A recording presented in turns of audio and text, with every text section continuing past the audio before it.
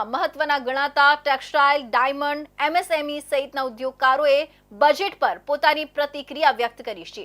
કેન્દ્રીય બજેટમાં નાણાં મંત્રી નિર્મલા સીતારમણ દ્વારા અલગ અલગ ઉદ્યોગો માટે જાહેરાતો કરવામાં આવી છે। ત્યારે ગુજરાતમાં મહત્વના ગણાતા ટેક્સટાઇલ, ડાયમંડ, એમએસએમઈ સહિતના ઉદ્યોગકારોએ બજેટ પર પોતાની પ્રતિક્રિયા વ્યક્ત કરી છે। ટેક્સટાઇલ ઉદ્યોગને લઈ મહત્વની જાહેરાત કરાતા ઉદ્યોગકારોને મોટી આશા જાગી છે। જોકે ડાયમંડ ઉદ્યોગ માટે કોઈ મોટી જાહેરાત ન થતા ઉદ્યોગકારો નિરાશ જોવા મળ્યા હતા।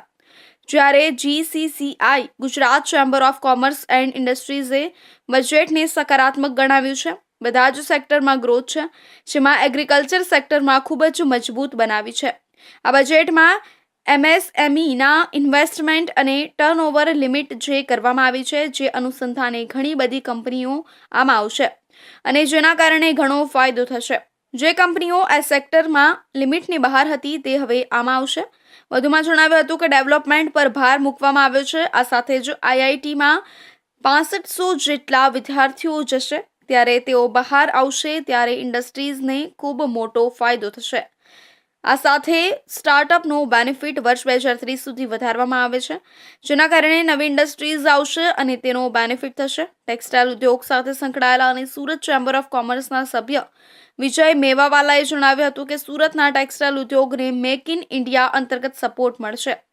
કોટન ઉદ્યોગ માટે ખેડૂતોને રાહત આપવાની જાહેરાતથી કોટન ઇન્ડસ્ટ્રીને મોટો ફાયદો થશે। ટેકનિકલ, ટેક્સટાઇલ અને ગૃહ ઉદ્યોગ, લઘુ ઉદ્યોગ માટે પણ જાહેરાત કરવામાં આવી છે। લૂમ્સ અને હેવી ઇન્ડસ્ટ્રીમાં મશીનો માટે મેક ઇન ઇન્ડિયાને પ્રોત્સાહન આપવામાં આવ્યું છે। કોટન ઉદ્યોગને પ્રોત્સાહન માટે વિવિધ જાહેરાતો કરવામાં આવી છે। નવા ટેક્સટાઇલ પોલિસીથી ઉદ્યોગની સ્થિતિ સુધરશે અને વિદેશી કાપડ પર અંકુશ લાગશે। આ બજેટ ટોટલ વિકસિત ભારત 2047 ને આધારિત છે। મેક ઇન ઇન્ડિયાને પ્રમોટ કરતું બજેટ છે કે જેથી કરીને આપણે મેક ઇન ઇન્ડિયા પ્રમોટ કરીએ અને આપણે દુનિયાની ત્રીજી ઇકોનોમી પર આપણે આવી શકીએ। ખેતી પ્રાધાન્ય બજેટ છે।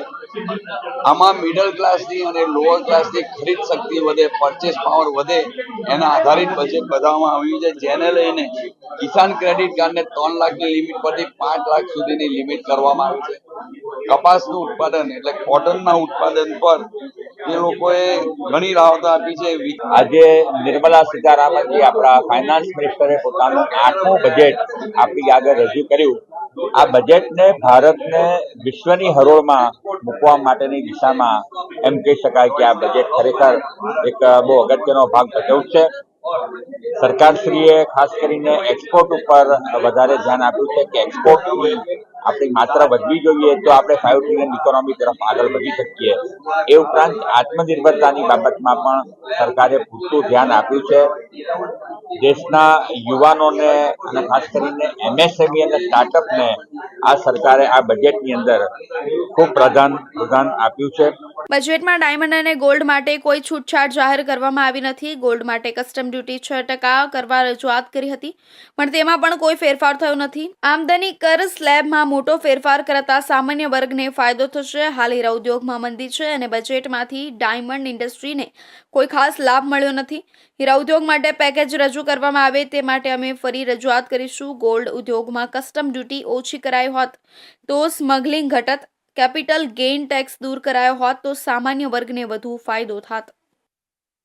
લોકસભાના દંડક વલસાડ ડાંગના સાંસદ ધવલ પટેલ દ્વારા મહામુહિમ ચલાવવામાં આવી રહી છે। મહિલા રાષ્ટ્રપતિ પ્રત્યે અપમાનજનક શબ્દો બોલનારા કોંગ્રેસના નેતા સોનિયા ગાંધી વિરુદ્ધ સંસદ ભવન ખાતે ઉગ્ર વિરોધ કરાયો હતો। બારડોલીના આદિવાસી સાંસદ પ્રભુ વસાવા અને છોટા ઉદેપુરના સાંસદ જશુ રાઠવા પણ વિરોધ પ્રદર્શનમાં જોડાયા હતા। દિલ્હી ખાતે એક મોટો વિરોધ પ્રદર્શન જોવા મળ્યું, જ્યાં કોંગ્રેસના નેતા સોનિયા ગાંધી દ્વારા દેશના પ્રથમ આદિવાસી મહિલા રાષ્ટ્રપતિ દ્રૌપદી મુર્મુજી વિરુદ્ધ કરવામાં આવેલી અપમાનજનક ટિપ્પણીનો વિરોધ કરવામાં આવ્યો। લોકસભાના દંડક અને વલસાડ ડાંગના સાંસદ ધવલ પટેલના નેતૃત્વમાં સંસદ ભવન ખાતે આયોજિત વિરોધ પ્રદર્શનમાં બારડોલીના આદિવાસી સાંસદ પ્રભુ વસાવા અને છોટાઉદેપુરના સાંસદ જશુ રાઠવા સહિત અનેક આદિવાસી સાંસદો જોડાયા હતા। આદિવાસી નેતાઓએ જણાવ્યું કે સોનિયા ગાંધીની ટિપ્પણીથી માત્ર રાષ્ટ્રપતિનું જ નહીં પરંતુ સમગ્ર આદિવાસી સમાજનું અપમાન થયું છે। આ ઘટનાએ કોંગ્રેસની આદિવાસી વિરોધી માનસિકતા ઉજાગર કરી છે। દેશભરના આદિવાસી સમાજમાં આ મુદ્દે ભારે રોષ જોવા મળી રહ્યો છે। અને સોનિયા ગાંધી પાસેથી જાહેર માફીની માંગ ઉઠી છે. પ્રદર્શનકારી સંસદોએ આ મુદ્દે કડક કાર્યવાહીની માંગ કરી છે અને જણાવ્યું છે કે દેશના સર્વોચ્ચ બંધારણીય પદ પર વિરાજમાન વ્યક્તિનું અપમાન કોઈપણ સંજોગોમાં સ્વીકાર્ય નથી.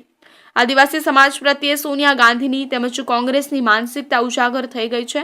દેશના આદિવાસી સમાજમાં સોનિયા ગાંધી પ્રત્યે ઘેરા પ્રત્યાઘાતો, સમાજમાં ભારે રોષ સાથે સોનિયા ગાંધી માફી માંગેની ઠેર ઠેર ઉગ્ર માંગણીઓ ઉઠવા પામી છે. આજે દેશના પાર્લામેન્ટમાં રાષ્ટ્રપતિજીનું સંબોધન હતું, જેમાં પૂરા છેલ્લા 10 વર્ષમાં જ્યાં ભારત સરકારે નરેન્દ્ર મોદી સાહેબની અધ્યક્ષતામાં જે વિકાસની હરણફરણ કરી છે અને આવનારા 10 વર્ષમાં પણ ભારત કઈ રીતે વિશ્વગુરુ તરફ બની રહ્યો છે એની પણ રૂપરેખા જ્યારે દ્રૌપદી મુર્મુજીએ પૂરા રાષ્ટ્રની સામે મૂકી અને સરસ રીતે પૂરા દેશના લોકોએ એને વધાવી છે. પણ છતાં પણ આ સ્પીચ પતી એના પછી કોંગ્રેસના પ્રમુખ લીડર એવા સોનિયા ગાંધીજીએ બહાર આવીને એકદમ અભદ્ર ટિપ્પણી આપણા દ્રૌપદી મુર્મુજી વિશે કરી છે. અમારા દ્રૌપદી મુર્મુજી આદિવાસી સમાજમાંથી આવીને કેટલા બધા ચઢાવ ઉતાર કરીને મહેનત કરીને સંઘર્ષ કરીને જ્યારે આજે રાષ્ટ્રપતિના પદ લગીને પહોંચી છે, છતાં પણ જ્યારે સોનિયા ગાંધીએ એમને પુઅર લીડી, થાકેલી એવા અભદ્ર શબ્દની ટિપ્પણી જે કરી છે એનો અમે પૂરજોશ વિરોધ કરીએ છીએ. અમારા આદિવાસી સાંસદો, ધારાસભ્ય, દરેક સમાજના સાંસદો અને પૂરો દેશ સોનિયા ગાંધીની જે વિચારધારા છે, જે અમારા આદિવાસી સમાજના ખિલાફ જે એમનું ઝેર એમના મનમાં છે એનો વિરોધ કરે છે અને અમે બધા લોકો માંગ કરીએ છીએ કે સોનિયા ગાંધી આના માટે દેશભરની સામે દ્રૌપદી મુર્મુજીને માફી માંગે અને પૂરા દેશને પણ માફી માંગે કે આવું અમારા આદિવાસી સમાજનું ઇન્સલ્ટ અને અપમાન અમે કોઈ પણ દિવસ સહેવાના નથી. ભાવનગરના મહુવા સ્થિત શ્રી લક્ષ્મીનારાયણ મંદિરમાંથી મધરાત્રે 12 વાગ્યે ભગવાન લક્ષ્મીનારાયણ અને ઘનશ્યામ મહારાજની મૂર્તિ ખસેડવાના મામલે ભારે વિવાદ ઉભો થયો છે. આ ઘટનાને લઈને સુરત સત્સંગ સમાજે નિત્ય સ્વરૂપદાસ સ્વામી સામે ખુલ્લો પડકાર ફેંક્યો છે. સત્સંગ સમાજે સવાલ ઉઠાવ્યો છે કે જો મૂર્તિ ખસેડવાની શાસ્ત્રોક્ત વિધિ હતી તો પછી હનુમાનજી, ગણપતિ બાપા અને ભગવાન શિવની મૂર્તિઓ કેમ બંધ રાખવામાં આવી? જો આ વિધિ શાસ્ત્રોક્ત અને નિયમસર હતી તો આખા મંદિરની મૂર્તિઓ ખસેડાઈ હોત.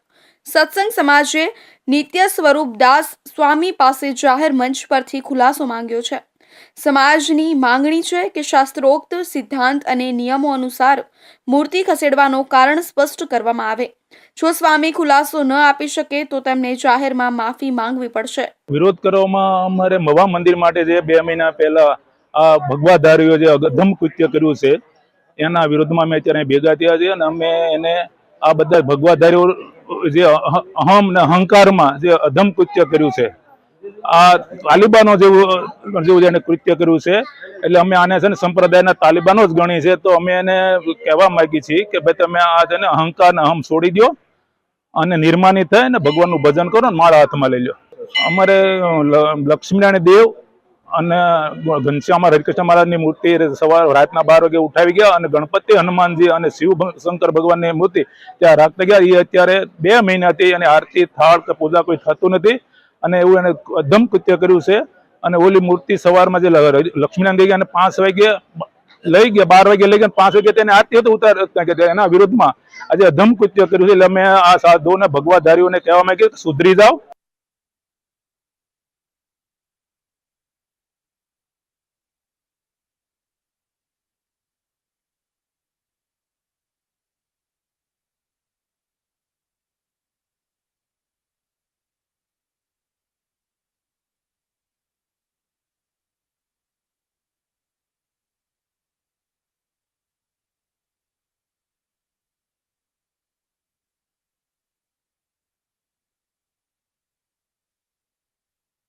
સુરત શહેરના ઉધના વિસ્તારની કાશીનગર સોસાયટીમાં 30 જાન્યુઆરીના રોજ ગેસ સિલિન્ડરની ચોરીની ઘટના બની હતી, જેમાં એક ચોર રિક્ષામાં આવ્યો હતો અને ગેસ સિલિન્ડર ભરેલા ટેમ્પોમાંથી 3 ગેસ સિલિન્ડર ઉઠાવી ફરાર થઈ ગયો હતો. આ સંપૂર્ણ ઘટના સીસીટીવી કેમેરામાં કેદ થઈ હતી.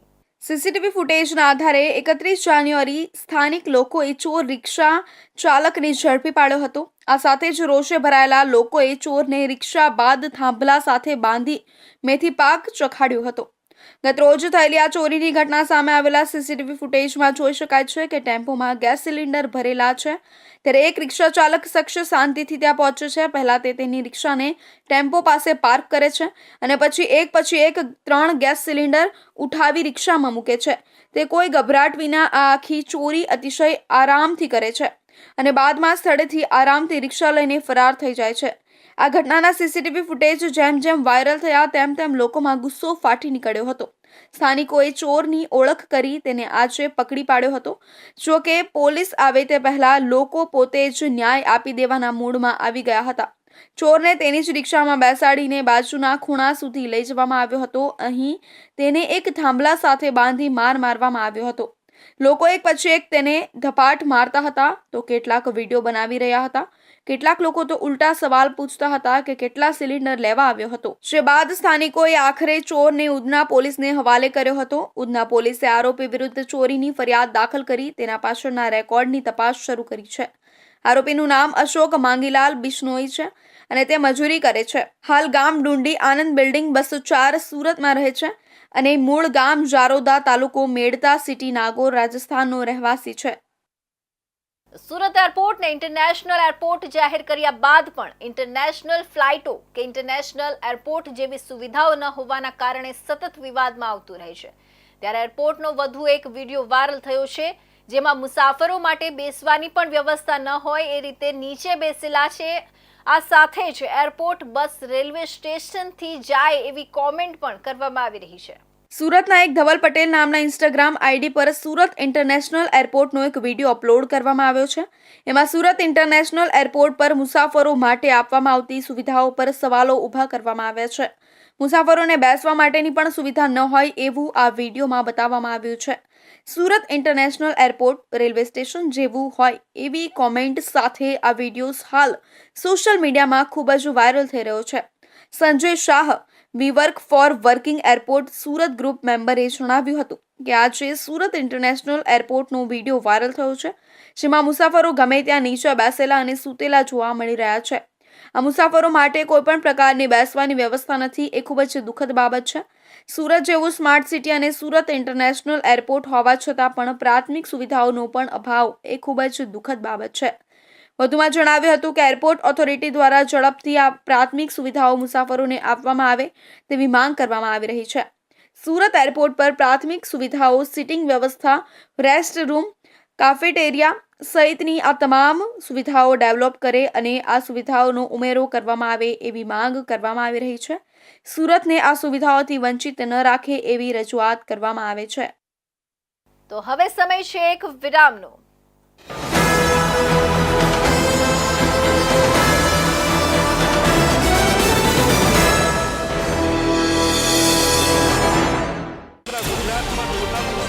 ગુજરાતની જનતાનો અવાજ. તમારી સમસ્યા માટે અમે ઉઠાવીશું અવાજ. સરકારના દરેક નિર્ણયના સમાચાર પહોંચશે જન સુધી. સરકાર અને જનતા વચ્ચે બનશે જોડવાની કડી ઇન્ડિયા ન્યૂઝ ગુજરાત. સમસ્યા તમારી, લડત અમારી. ગુજરાતનો અવાજ, દેશની ધડકન. જનતાની સાથે, સમયની સાથે. હંમેશા અગ્રેસર ઇન્ડિયા ન્યૂઝ ગુજરાત.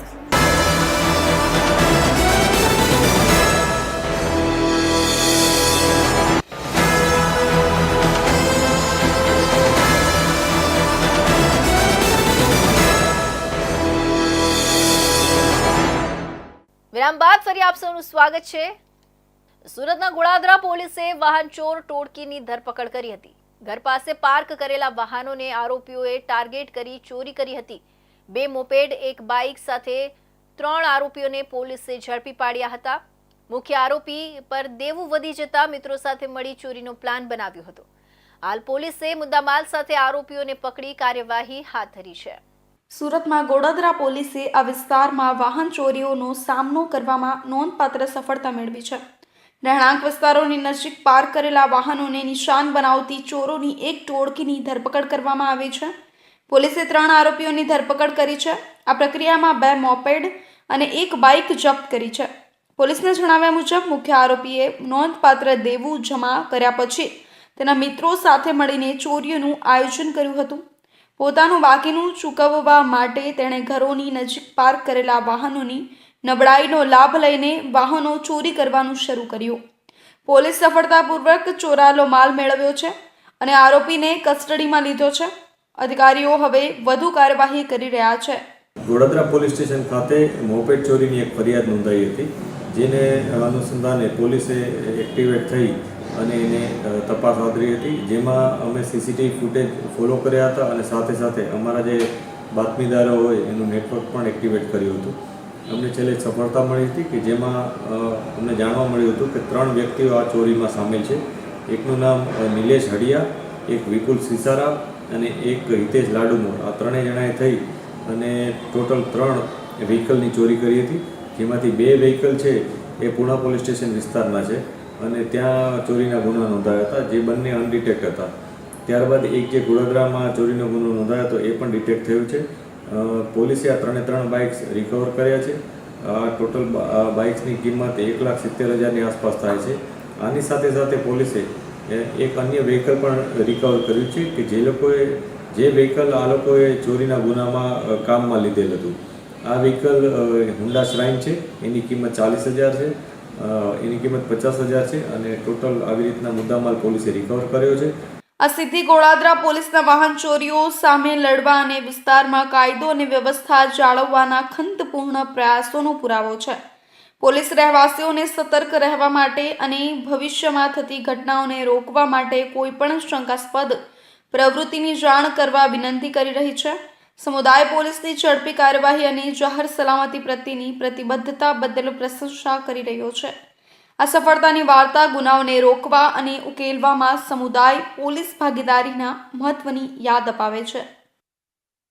સ્થાનિક સ્વરાજની 16 જાન્યુઆરી યોજાનારી ચૂંટણીઓ અંતર્ગત વલસાડ જિલ્લાના કપરાડા તાલુકામાં 9 ગામોને સમાવતી તાલુકા પંચાયત ઘોટણ બેઠક માટે ભાજપ, કોંગ્રેસ અને આમ આદમી પાર્ટીના ઉમેદવારોએ કપરાડા મામલતદાર કચેરીએ પોતાના નેતા સમર્થકો સાથે ઉમેદવારી પત્રક ભર્યું હતું. ભાજપ તરફથી અગાઉના સભ્ય સ્વર્ગીય ગોપાળભાઈના પુત્ર અંબાદાસ ગાયકવાડે ભાજપ ઓફિસથી રેલી કાઢીને મામલતદાર કચેરીએ પહોંચી ઉમેદવારી પત્રક ભર્યું હતું. ધારાસભ્ય અને માજી મંત્રી જીતુભાઈ ચૌધરી ઉપસ્થિત રહ્યા હતા. કપરાડા તાલુકા પંચાયતના ઉપપ્રમુખ ગોપાળભાઈ ગાયકવાડના નિધન બાદ ખાલી પડેલી જગ્યા ઉપર પેટા ચૂંટણી યોજાઈ રહી છે. આ બેઠક ઉપર અગાઉ ભાજપના સભ્ય ચૂંટાયા હતા. કપરાડા તાલુકાની ટોટલ 30 સીટ છે. 30 સીટમાં અમારી ઘોટણ જિલ્લા પંચાયતની અંદર તાલુકા પંચાયત ઘોટણ 6 અજાજા અનુસૂચિત જનજાતિની અમારા સ્વર્ગસ્થ કપરાડા તાલુકા પંચાયતના ઉપપ્રમુખ ગોપાળભાઈના અકાળે અવસાન થવાના કારણે અમારી સીટ ઘોટણ ખાલી પડી છે. ત્યારે સમગ્ર ભારતીય જનતા પાર્ટીના એક કાર્યકર્તા કપરાડા તાલુકાના દરેક મંડળ, દરેક જેને કહેવાય તાલુકા પંચાયત, જિલ્લા પંચાયત, બધા જ આગેવાનો આ તાલુકા પંચાયતની પેટા ચૂંટણીની અંદર બધાના સહયોગથી હંમેશા ભારતીય જનતા પાર્ટી એક સામાન્યમાં સામાન્ય માણસનું પણ ધ્યાન રાખે છે. આમ આદમી પાર્ટી દ્વારા ઉમેદવાર તરીકે માતુનિયા ગામના અને વ્યવસાય યુવા એડવોકેટ ધવલિયાભાઈ ભોયાએ ઉમેદવારી ફોર્મ ભર્યું છે. ત્યારે કોંગ્રેસ તરફથી ઘોટણના નવા યુવાન ઉમેદવાર શંકરભાઈ ધાકલભાઈ ભડાગીએ ઉમેદવારી નોંધાવી હતી. વલસાડ જિલ્લાની ધરમપુર, પારડી અને વલસાડ નગરપાલિકાની ચૂંટણી યોજાઈ રહી છે, જેને લઈને જિલ્લામાં રાજકીય માહોલ ગરમાયો છે. ફોર્મ ભરવાના અંતિમ દિવસોમાં ભાજપે 3 નગરપાલિકાની તમામ બેઠકો પરના ભાજપના સત્તાવાર ઉમેદવારોની નામની યાદી જાહેર કરી છે. વલસાડ જિલ્લાની ધરમપુર નગરપાલિકાના 6 વોર્ડની 24 બેઠકો, પારડી નગરપાલિકાના 7 વોર્ડની 28 બેઠકો અને વલસાડ નગરપાલિકાના 11 વોર્ડના 44 ઉમેદવારના ભાજપના ઉમેદવારોના નામ જાહેર થતાં જ પાર્ટીનું રાજકારણ ગરમાયું છે. ભાજપની જાહેર થયેલી યાદીમાં અનેક જૂના જોગીઓને પડતા મૂકવામાં આવ્યા છે. પાર્ટીના આ વખતના ટિકિટના નિયમો મુજબ 60 વર્ષથી ઉપરની ઉંમરનાઓને ટિકિટ નથી આપવામાં આવી. આ સાથે જ 3 ટર્મથી વધુ ચૂંટાયેલા અગ્રણીઓને પણ પડતા મૂકવામાં આવ્યા છે. આથી પાર્ટીની જાહેર થયેલી યાદીમાં મોટાભાગના નવા અને યુવા ચહેરાઓને જ સ્થાન મળ્યું છે. જોકે થોડા સમય અગાઉ જ કોંગ્રેસ કે આમ આદમી પાર્ટીમાંથી ભાજપમાં જોડાયેલા અગ્રણીઓના પરિવારજનોને પણ ટિકિટ આપવામાં આવી છે. વલસાડ શહેર કોંગ્રેસના કાર્યકારી પ્રમુખ રોનક શાહની પત્ની યોગિની શાહને વલસાડના નગરપાલિકાના વોર્ડ નંબર 3માંથી ટિકિટ આપવામાં આવી છે. તો ગઈ વિધાનસભાની ચૂંટણીમાં વલસાડ વિધાનસભા બેઠક પર આમ આદમી પાર્ટીના ઉમેદવાર તરીકે ચૂંટણી લડેલા રાજુ મરચાની પુત્રી ઉર્વશી પટેલને પણ ભાજપે વોર્ડ નંબર 2માંથી ટિકિટ આપી છે.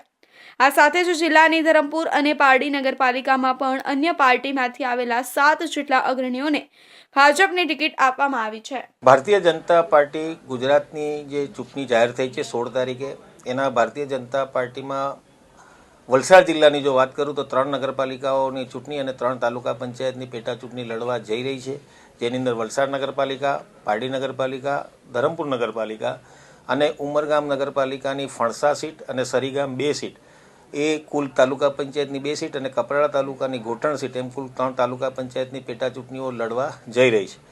પાર્ટીની જે એક ઉમેદવારી કે દાવેદારી કરવાની જે પદ્ધતિ છે, તો પાર્ટીના કાર્યાલય નિશ્ચિત કરેલા કાર્યાલય ઉપર એના પહેલે ફોર્મ વિતરણ કરવામાં આવે છે અને પાર્લામેન્ટરી બોર્ડની અંદર પ્રદેશ અધ્યક્ષ હોય, માન્ય મુખ્યમંત્રી શ્રી હોય, પાર્ટીના સિનિયર આગેવાનો હોય, એ બધાની સમક્ષ આ યાદીઓની ચર્ચા, 3 નામની પેનલોની ચર્ચા થઈ છે અને એના આધારે પ્રદેશ ભારતીય જનતા પાર્ટીએ અત્રે યાદી જે મોકલાવી છે એ અત્રેથી પ્રસિદ્ધ કરવામાં આવી છે. ભારતીય જનતા પાર્ટી એક પરિવારની ભાવનાથી અને કેડર બેઝ પાર્ટી છે, શિસ્તબદ્ધ પાર્ટી છે. પાર્ટીના ડિક્લેર કરેલા તમામ ઉમેદવારો ભારતીય જનતા પાર્ટીના સિમ્બોલ ઉપર જીતશે એવો હું આશાવાદ વ્યક્ત કરું છું. આથી ભાજપની જાહેર થયેલી યાદીને કારણે જિલ્લાનું રાજકારણ તો ગરમાયું છે, જો કે અનેક જૂના જોગીઓને પડતા મુકાતા અને નવા અને યુવા ચહેરાઓને સ્થાન આપવામાં આવતા પાર્ટીનું આંતરિક રાજકારણ પણ ગરમાયું છે. વલસાડ ખાતે ભાજપ દ્વારા નગરપાલિકાની તમામ 44 બેઠક પર ઉમેદવારોએ ઉમેદવારી નોંધાવી હતી, તો બીજી તરફ નારાજ ઉમેદવારોએ અપક્ષ દાવેદારી કરી હતી. વલસાડ જિલ્લામાં ધરમપુર, પારડી અને વલસાડ નગરપાલિકાની ચૂંટણી યોજાઈ રહી છે. આ ચૂંટણીમાં ઉમેદવારી પત્રોના અંતિમ દિવસે ભાજપ અને કોંગ્રેસના ઉમેદવારોએ ફોર્મ ભર્યા હતા. વલસાડ નગરપાલિકાની ચૂંટણી માટે ભાજપના ઉમેદવારો સૌપ્રથમ એક સભા કરી હતી. વલસાડના ધારાસભ્ય ભરત પટેલની આગેવાનીમાં ભાજપના ઉમેદવારોએ રેલી સ્વરૂપે કલેક્ટર કચેરી પહોંચ્યા હતા અને ચૂંટણી અધિકારી સમક્ષ પોતાના ઉમેદવારી પત્રો ભર્યા હતા. મહત્વપૂર્ણ છે કે વલસાડ નગરપાલિકામાં કુલ 11 વોર્ડની 44 બેઠક માટે ચૂંટણી યોજાઈ રહી છે. ભાજપે તમામ વોર્ડમાં તમામ બેઠક પર પોતાના ઉમેદવારો ચૂંટણી મેદાનમાં ઉતાર્યા છે. આ વખતે પાર્ટીના ક્રાઇટેરિયા મુજબ ભાજપના ઉમેદવારોમાં મોટે ભાગે યુવા અને નવા ચહેરાઓને સ્થાન આપવામાં આવ્યું છે. જોકે 60 વર્ષથી વધુની ઉંમરના અને 3 ટર્મથી વધારે ચૂંટાયેલા ભાજપના અગ્રણીઓને પણ પડતા મૂકવામાં આવ્યા છે. આથી પાર્ટીનું આંતરિક રાજકારણ ગરમાયું છે. આજે ભાજપના સત્તાવાર ઉમેદવારો રેલી સ્વરૂપે ઉમેદવારી પત્રો ભરવા પહોંચ્યા હતા. વલસાડ નગરપાલિકા પર અત્યાર સુધી ભાજપનું શાસન હતું અને આ વખતે પણ ભાજપ તમામ વોર્ડમાં પૂરી બહુમતીથી ચૂંટણી જીતી વલસાડ નગરપાલિકા પર ફરી સત્તા સંભાળશે તેવો આત્મવિશ્વાસ વ્યક્ત કરવામાં આવ્યો હતો. પાર્ટી દ્વારા બીજી વખત પણ ટિકિટ મળી છે, એ માટે હું ભારતીય જનતા પાર્ટીનો ખૂબ ખૂબ આભાર માનું છું અને આદરણીય નરેન્દ્રભાઈ મોદી સાહેબનું પણ ખૂબ ખૂબ આભાર માનું છું. એમણે જે મહિલા સશક્તિકરણ પ્રાધાન્ય માટે ખૂબ વેગ મળ્યો છે એ અને નગરપાલિકામાં પણ મહિલાઓને ટિકિટ મળી છે, એ માટે નરેન્દ્ર મોદી સાહેબનો પણ હું ખૂબ ખૂબ આભાર માનું છું. અમે વલસાડના વિકાસ માટે ખૂબ કામ કર્યા છે, એટલે બીજી વાર પણ અમે ખૂબ કામ કરીશું અને જંગી બહુમતીથી જીતશું. ઉમેદવાર તરીકે અપક્ષમાં નોંધાવી છે. હાલમાં અમે ભાજપમાં ટિકિટ માંગીએ છીએ તો અમને મળી નથી અને અમારા વોર્ડ નંબર 5ના લોકોએ અમને પ્રેરણા આપી છે તો અમારા વોર્ડના કામ અટકેલા છે તે તમારા પૂરા થાય. લોકોને અમારા પર વિશ્વાસ છે. મેં ભાજપની ટિકિટ માંગી હતી ને મળી નથી, તે માટે અપક્ષમાં કરીને વોર્ડ નંબર 7ની સેવા કામો કરવા માટે ઉપલબ્ધ છે.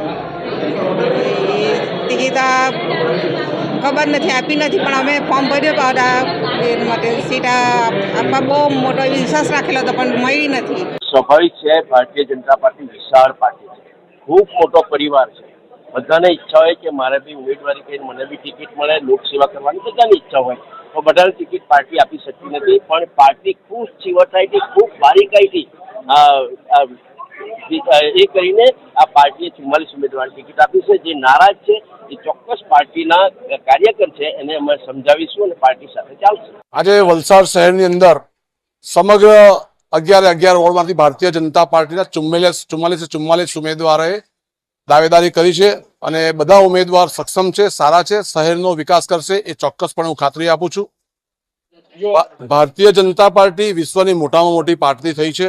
પરિવાર મોટો થાય ત્યારે સ્વાભાવિક છે કોઈ નારાજગી આવે, પરંતુ જે કંઈ નારાજગી હશે એ અમારું સંગઠન દ્વારા એ નારાજગીને અમે દૂર કરીશું. સ્થાનિક સ્વરાજ્યની ચૂંટણીમાં ફોર્મ ભરવાની છેલ્લી તારીખે વિખવાદ જોવા મળ્યો હતો. ભાજપના કાર્યકર્તાઓને ટિકિટ ન મળતા નારાજ થઈ ઉમેદવારો અપક્ષ ઉમેદવારી નોંધાવી હતી. જિલ્લામાં ઉમેદવારી પત્રો ભરવાને લઈને રાજકીય પાર્ટીઓમાં આંતરિક રાજકારણ ગરમાયું છે. ત્યારે ભાજપના કાર્યકર્તાઓ ભાજપ સામે અપક્ષમાંથી ફોર્મ ભરી જીતનો દાવો કરતા વલસાડનું રાજકારણમાં ગરમાવો આવ્યો છે. ત્યારે ભાજપ દ્વારા નારાજ ઉમેદવારો માટે કહ્યું કે પાર્ટીનો નિર્ણય હોય છે ટિકિટ માટે, ત્યારે પાર્ટી નારાજ કાર્યકર્તાઓને મનાવી લેવામાં આવશે. કામરેજના ધોરણ પારડી ગામે આવેલા પૌરાણિક ગાય પગલા મંદિર પરિસરનું ધોવાણ રોકવા 14.31 કરોડના ખર્ચે પ્રોટેક્શન વોલ બનશે. રાજ્ય સરકાર દ્વારા 22 કરોડના વિવિધ વિકાસના કામોનું ખાતમુહૂર્ત કરવામાં આવ્યું. 84ના ધારાસભ્ય સંદીપ દેસાઈએ વિકાસના કામોનું ખાતમુહૂર્ત કર્યું. કાર્યક્રમમાં મોટી સંખ્યામાં ગ્રામજનો, ભક્તો અને આગેવાનો હાજર રહ્યા હતા. કામરેજના ધોરણ પારડી ગામની સીમમાં તાપી નદી કિનારે અતિ પૌરાણિક ગાય પગલા તીર્થ સ્થાન આવેલું છે. જ્યાં પૌરાણિક શંખેશ્વર મહાદેવ, સાંઈબાબા મંદિર, દત્ત ભગવાન મંદિર, કૃષ્ણ મંદિર સહિત દેવોના મંદિરો આવેલા છે. ઐતિહાસિક તીર્થ સ્થળ હોવાને કારણે અહીં મોટી સંખ્યામાં શ્રદ્ધાળુઓ દર્શન કરવા માટે આવે છે.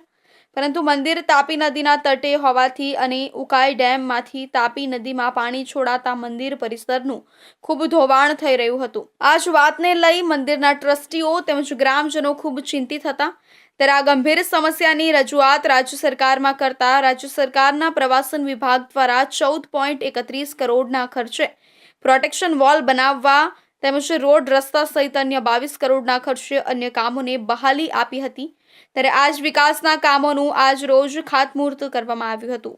આજ રોજ ગુજરાત રાજ્યના માનનીય મુખ્યમંત્રી ભૂપેન્દ્રભાઈ પટેલ સાહેબ, કેન્દ્રીય મંત્રી અને ગુજરાત પ્રદેશ ભાજપ પ્રમુખ શ્રી સી આર પાટીલ સાહેબની આગેવાનીમાં આજે ગાય પગલા મુકામે રાજ્યના માનનીય મંત્રી મુકેશભાઈ, પ્રફુલ્લભાઈના સહયોગને કારણે આજે 1431 લાખના ખર્ચે તાપી નદી કિનારે પાળી યોજના બનાવવાની કામગીરીનો શુભારંભ થઈ રહ્યો છે. એની સાથે સાથે રાજ્ય સરકારે યાત્રાધામમાંથી મંદિર વિકાસ માટે 6 લાખ રૂપિયા અને રાજ્ય સરકારના માર્ગ વિભાગ તરફથી ગાય પગલા રોડના વાઇડનિંગ માટે 2.5 કરોડ એમ કુલ્લે 23 કરોડ રૂપિયા જેટલી ગ્રાન્ટ મંજૂર કરી છે. 84 વિધાનસભાના ધારાસભ્ય સંદીપ દેસાઈ દ્વારા કરોડો રૂપિયાના ખર્ચે થનારા વિકાસના કામોનું ખાતમુહૂર્ત કરવામાં આવ્યું હતું. મંદિર પરિસરને તાપી નદીના ધોવાણથી રોકવા માટે 14.31 કરોડના ખર્ચે પ્રોટેક્શન વોલ બનાવવામાં આવશે. આ સાથે જ મંદિર માટે 6 કરોડ અને રસ્તો બનાવવાની કામગીરી સાથે કુલ 22 કરોડના કામો પ્રવાસન વિભાગ દ્વારા મંજૂર કરવામાં આવ્યા હતા. જેનું ખાતમુહૂર્ત